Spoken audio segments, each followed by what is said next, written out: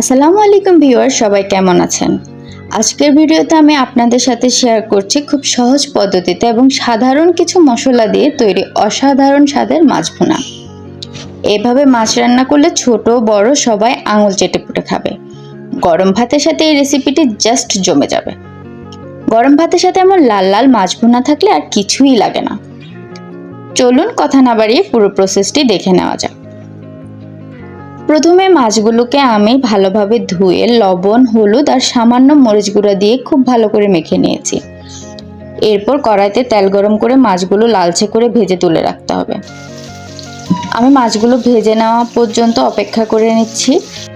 মাছগুলো ভালোভাবে ভাজা হয়ে গেলে এগুলো আমি তুলে রাখবো। এখন ওই তেলেই দিয়ে দিচ্ছি প্রচুর পরিমাণে পেঁয়াজ কুচি।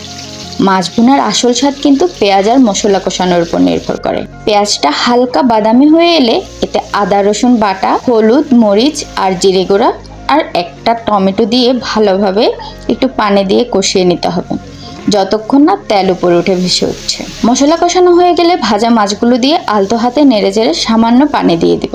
এভাবে আমি আস্তে আস্তে মাছগুলো 10 থেকে 15 মিনিটের মতো রান্না করে নেব। মাছ থেকে তেলটা আলাদা হয়ে যাওয়া পর্যন্ত আমি এগুলো ভুনা করব। নামানোর একটু আগে কয়েকটা কাঁচামরিচ ফালি করে দিয়ে ধনেপাতা কুচি ছড়িয়ে দিলেই তৈরি আমাদের দারুণ স্বাদের মাছ ভুনা। আমার কাছে ধনেপাতাটা ছিল না, এজন্য আমি স্কিপ করেছি। আপনাদের কাছে থাকলে অবশ্যই ধনেপাতাটা দেবেন, তাহলে টেস্টটা আরও ভালো হয়। দেখলেন তো কত সহজেই তৈরি হয়ে গেল লোভনীয় এই মাছ ভুনা। কালারটা দেখেই বুঝতে পারছেন এটা কতটা সুস্বাদু হয়েছে। বাসায় অবশ্যই ট্রাই করবেন, আর কেমন লাগলো কমেন্ট করে জানাতে ভুলবেন না। ভিডিওটি ভালো লাগলে লাইক দিন এবং আমার চ্যানেলটি সাবস্ক্রাইব করে পাশেই থাকবেন। আজ এই পর্যন্তই। আল্লাহ হাফেজ।